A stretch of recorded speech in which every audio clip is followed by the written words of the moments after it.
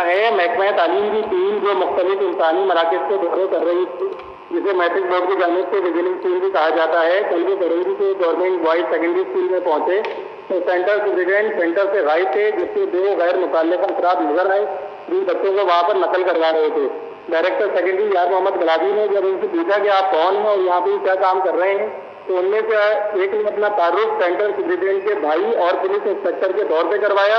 जबकि दूसरे ने अपना तारुफ एएसएस के इंस्पेक्टर के तौर पे करवाया। महकमा तालीम की टीम के डायरेक्टर स्कूल ने जब इस मामले की इनसे इंक्वायरी करने की कोशिश की तो इन दोनों अपराध की जानिब से उनको रिपोर्ट किया गया, जिससे डायरेक्टर ने